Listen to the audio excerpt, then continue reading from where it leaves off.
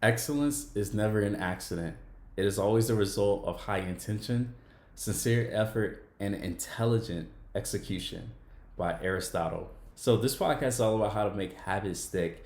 And I wanted to read that quote from Aristotle because habits, they truly are something that you have to be intentional and you really have to focus on. It's not something that just kind of happens, if you will. No one kind of just happens to build a house or happens to build a business. These aren't things that just happen by themselves, but there has to be a lot of intention put to those things. Even when you see someone that's, walking around with six pack abs or that's like really buff, really in shape, that stuff doesn't just naturally happen. It's a result of just putting time and effort into a certain goal that they're working towards. And that's what habits is all about.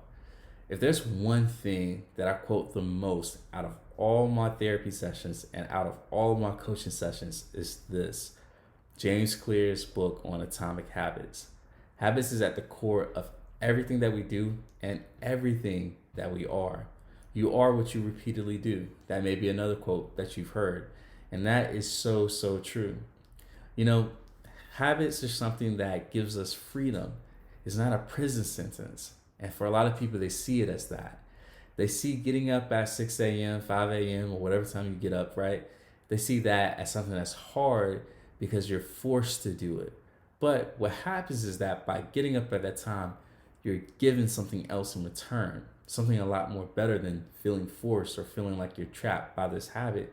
And that's the freedom of, let's say, the rest of your day, the freedom of diseases and illness and ailments, right? Because you're going to the gym. And that is just an example with going to the gym, but habits is a way to systemize your life so you actually have more free time to do what it is that you want to do. I think a great example of this is meal prepping. And this is something that I really, really, really want to get into this year. By doing meal prepping, it frees you up for the rest of the next 4 or 5 days, however long you have, so that now you don't have to think about what you have to cook. You don't have to actually spend time cooking. And best of all, you don't have to clean the dishes after every single time that you cook because it's already done for you. But by putting in that habit, look at how much time you're saving from the cooking, from the cleaning, from the running to the restaurant and buying stuff, right? Like you're saving a lot of time. And also you're probably saving a lot of money as well. And that's the freedom that you get when it comes to habits. So in this podcast, I'm gonna talk about 4 quick things that you can do to actually make these habits stick. So the first point is something that's very simple, but you actually have to go out there and do this, okay? So execution, as Aristotle was saying, it is very, very important. So the first main point is this: find someone to hold you accountable. This could be a coach, this could be someone that you live with, or this could be someone who's on the same journey as you that is willing to collaborate with you. A task that I had one of my clients do who are looking to get in better shape, right? They're looking to eat better and get in better shape and all that stuff so they can have that beach body. And one thing that I told them to do is to have their daughter sign a contract with them saying that anytime you find me eating fast food, I will pay you X amount of dollars, okay? And it may have been like $5 or $10, right? Something that they can definitely do. And for them, it's something that has just enough pain to make them say, you know what, this McDonald's or Burger King is not worth it. Let me go and cook something or go to a better place to grab something to eat.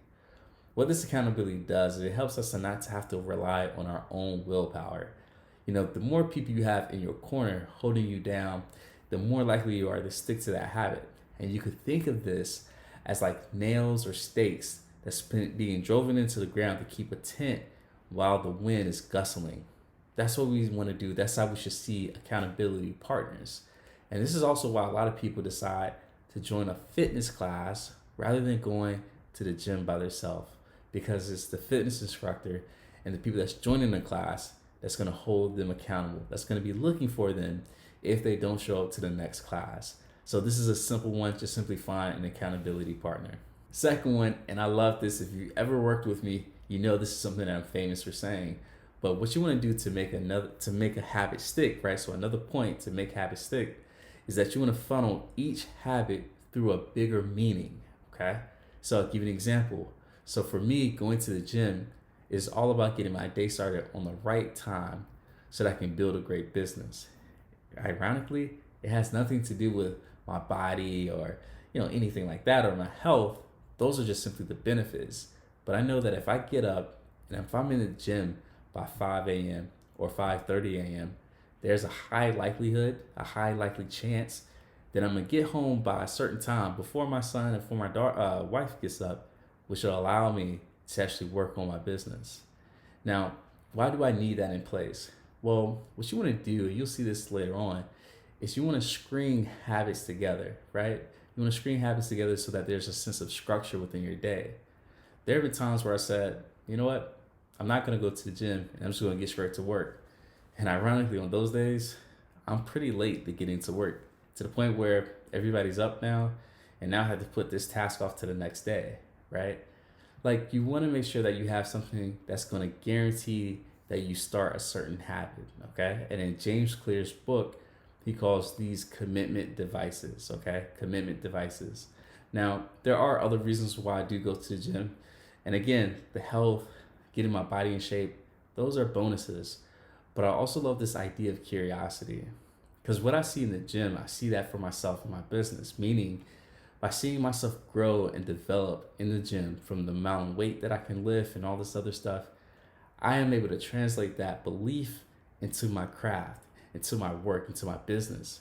Because if I believe that I can start from, a very small weight, a very, let's say, novice skill set, and now develop it to be something that is very masterful, I'm going to take more actions a lot quicker than someone who doesn't believe that is the case for them.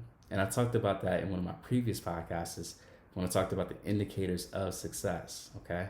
So this stuff is all tied together, all right? So again, you want to funnel your habits through a bigger and greater meaning. All right, number 3, and this one comes straight from James Clear, and I love it. And it's something that I have to keep reminding myself of as well. But remember, when it comes to your habits, you're always only 2 minutes away, right? You're only 2 minutes away from starting that habit again. Sometimes we think that habits take this great big lift for us to complete. That's not the case. Some days, all you have to give may be 65%. You may not have that 100% to give. But my question for you is, are you giving that 65%? Or are you bowing out completely because it's not 100% that you can give? There have been times when I was going through my whole, workout journey, and I'm still on that journey, where there were times where I just went to the gym for 30 minutes and I had to get out of there because I needed to start my day at a certain time. But that 30 minutes in the gym is way better than 0 minutes in the gym. And because that is my belief, I'm still able to string together wins when it comes to this part of my life. So for you, I would ask, what does a 2-minute drill look like for you when it comes to this next habit that you're trying to build? If it's reading, ask yourself, can I just read for 2 pages, right? You could probably finish that maybe in less than 2 minutes. If it's eating better, can you take 2 minutes and maybe tell the order or the waiter, hey, you know what, scratch that. I'm gonna order from the vegan side or from the lifestyle side or whatever it is they call like the healthy side of the menu now, right? It takes you 2 minutes to do that. So remember, you're never too far to get back on track. You're always only 2 minutes away from getting back to your habits. And then number 4, this is something that I've kind of already alluded to, but I want to make sure that I take time to acknowledge it. But point number 4, you should place your habits in a system of other habits. And I give you guys a great example. One thing that I absolutely struggled with was giving my parents a phone call.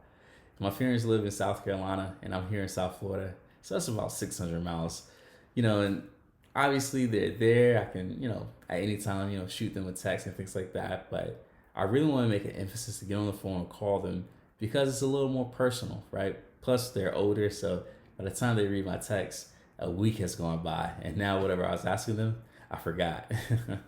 So what I do now, right, to help me to not go weeks without calling them is that I'll call my parents as I'm driving to pick up my son or when I'm driving back from the daycare from getting my son. And the reason why is because I'm in the car and there's nothing else for me to do other than drive, right? And I'm doing it safely because I have, the Bluetooth and all that stuff in.